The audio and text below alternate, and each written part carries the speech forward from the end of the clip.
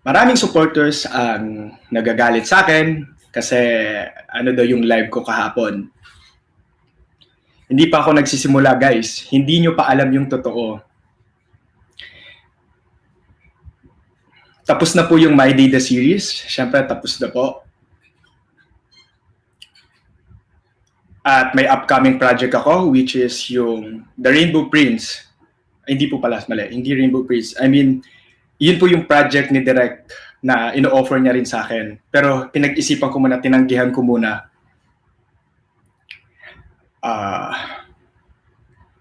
Si Direk po ang umahawak ng Oxen Films. Siya po yung may-ari.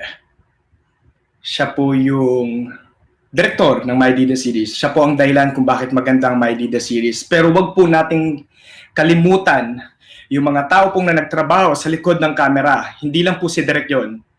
Yung Peps, sila Sir Carlo, sila Miss Marian, sila Sir Bing, Sir James, Sir Amir, marami nagsakripisyo sa project na to. Kasi ang intention natin, hindi lang para kumita ng pera. Kasi guys, alam yan nila Gio, alam yan ng mga cast, alam yan ng ni Miko Gallardo, na kung magkano yung talent fee namin. Hindi kami yung pang-artistang pangmalakihan. Alam nyo, lahat kayo, kung ano yung ginagawa ko. Self-support akong tao. Nagtitinda ako ng kahit ano, insurance, sabon, vitamin C, lahat. Beauty products, binibenta ko. At alam nyo kung gaano lang ako kasimpleng tao.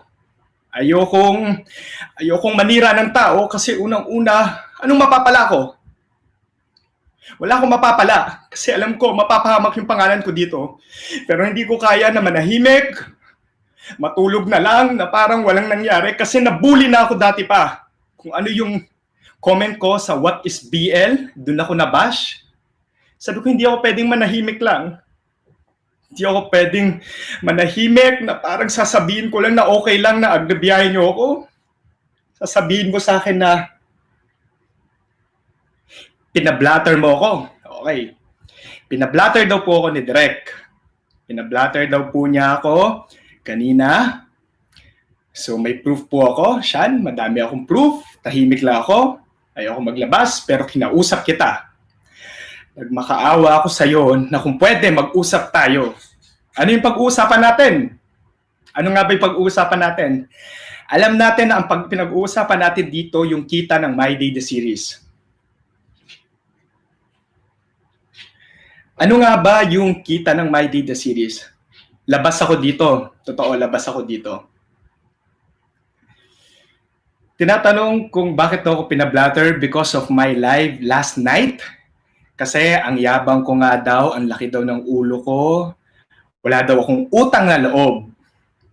Hindi ko alam saan ako magsisimula pero walang script to. Hindi na to My Day the series. Stop na natin yung pagiging showbiz kasi ako lang to. Ngayon, sa 510 viewers na nanonood, hindi ko kayo sinasabihan na maniwala sa akin, makinig. Alam niyo ang tama't mali, lalabas yung katotohanan.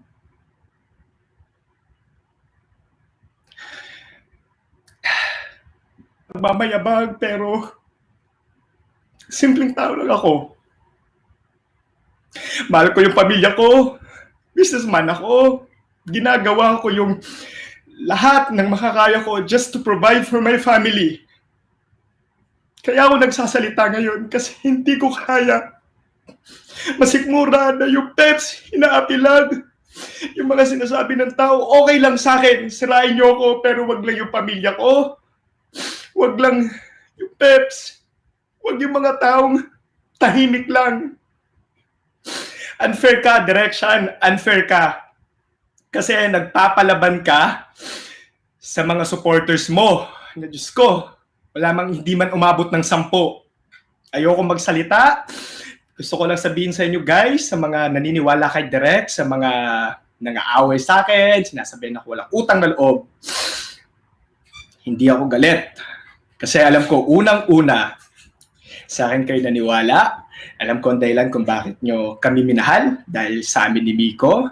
Alam ko kung sino nakipag-usap sa inyo, sila Sir Carlo. Si Sir Carlo ang talagang masipag na makipag-usap sa lahat ng supporters. At alam na alam nyo na ayokong sabihin ng fans. Hindi ko kayo tinuturing na fans. Yung aking finities na mga naniwala sa akin, mga taong hindi ako inusgahan. Sabi ko sa inyo, direct, magkasuhan tayo. Sige, harapin kita. Harapin kita, Sean. Hindi ako uurong sa'yo. Hindi kita uurungan. Ngayon mo ako subukan. Kasi confident ako. Alam mo na naging mabait ako sa'yo, sa inyong lahat. Alam nila Miko yan. Alam na mga cast yan. Hindi ko kailangan mangdamay kasi alam nila kung ano yung ugali ko. Alam ni Gio yan. Kung sino yung nag-offer sa akin, nung time na hindi pa namin ginagawa yung My Dida series, nag-offer sa akin ang isang network. Alam nila Sir Carlo yan. Even Miko Gallardo, alam niya yan. Kaya kung sasabihin nyo na mukha akong pera, sige, mukha akong pera, sige. Sabihin nyo wala akong utang na loob, sige. Sabihin nyo yan. Okay lang sa akin. Sabihin nyo na ang lakas ng loob kong gawin to, wala akong utang na loob, ang kapal ng mukha ko. Pero guys, isipin nyo, may nag-offer sa akin ng project, tinanggihan ko kasi si Direk naniwala siya sa akin, sila Sir Carlo naniwala sa akin. Pero ang nasa isip ko at that time, sila Sir Carlo, Direk Sean ang naniwala sa akin, nakinig sa akin, na akong katalent-talent, hindi ako marunong umiyak. Alam ni Direk, yung kwento ko, totoong buhay ko. Alam ko kung bakit ako mahal na mahal ni Direk. Alam ko kung bakit ganyan siya sa akin. Alam ko kung bakit ganyan. Kasi alam niya, naging mabait ako sa kanya.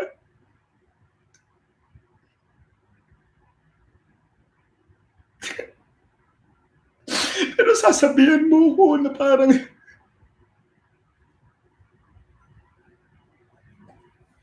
hindi na tama to.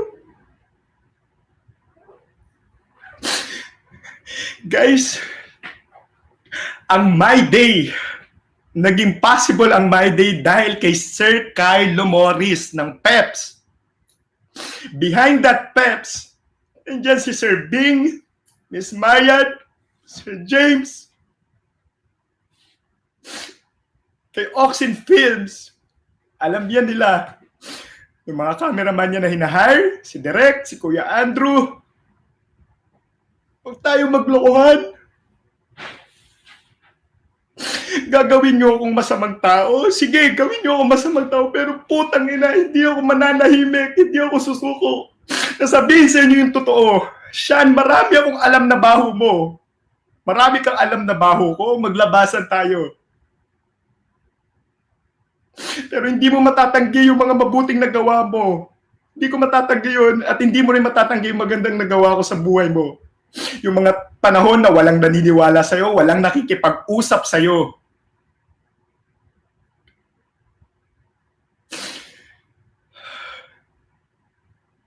Maraming nagtatanong kung may season 2 ang My Dida series. Lahat kayo, hindi kayo tanga. Wala akong sasabihin, i-analyze natin, himay-himayin natin. Bakit wala ako sa Oxen Films? Bakit hindi kami nagsasama ni Miko sa live? Bakit hindi na ganon yung dati? At sino yung announce na meron daw season 2? Sige, sagutin nyo. Sagutin nyo, guys. Ayan, nag-a-announce kayo ng season 2. Nag-a-announce kayo ng season 2. Pero sino yung mga actor nyo? Sino yung mga kasama nyo? Ha? Hindi ko tatanggapin ang season 2 sa totoo lang. Dahil unang-una, sobrang toxic ng ginawa namin sa My Dida series at mga napagdaanan namin. Sabihin nyo na gumagawa ko ng storya, pero ang galing ko namang sinungaling kung lahat ng tao sa Peps Kahit yung mga supporters, alam nila kung ano yung totoo.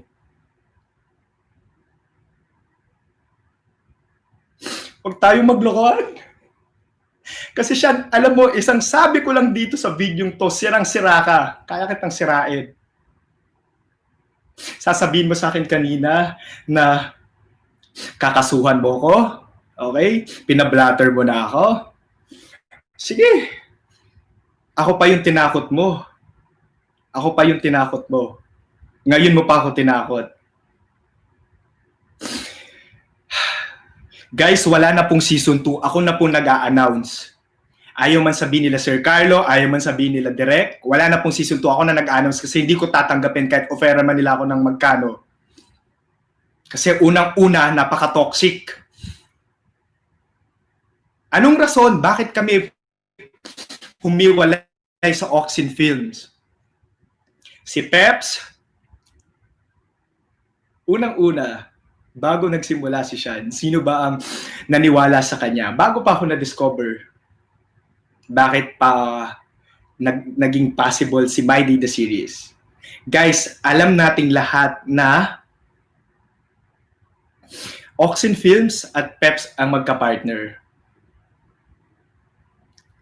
Ngayon, sasabihin nyo sa akin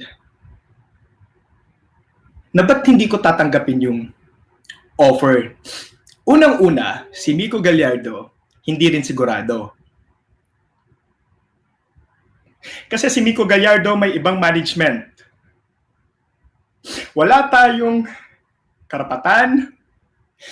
Hindi ko kayang pilitin yung mga bagay na sa kagustuhan nyo lang, guys. Guys, wala akong pinipiling trabaho kahit ano tatanggapin ko.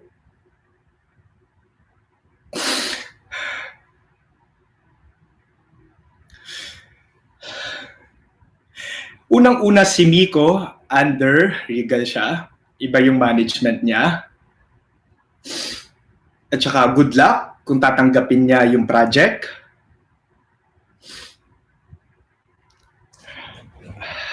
Ayan, Direk. Natutuwa ka kasi may 3-5 nagtatanggol sa'yo.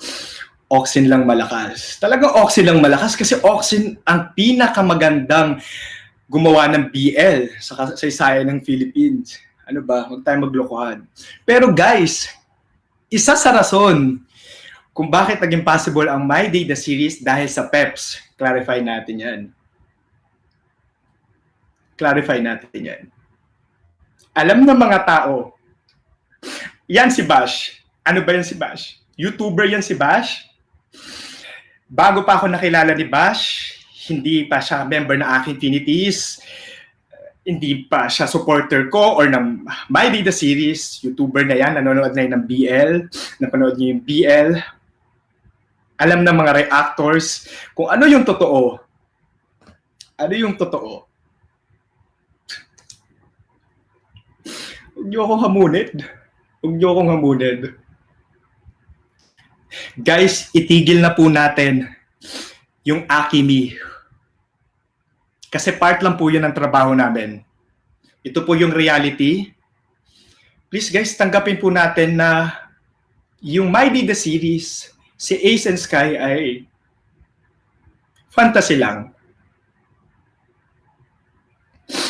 Minsan masakit kasi pag nakikita nyo ako sa personal, hinahanap nyo si Biko, parang nakikilala nyo lang ako bilang nasa likod lang ni Miko Gallardo, na Sky, partner kami. But guys, hindi ganun yung reality ng buhay. Kailangan namin mag-grow as a person, as an actor.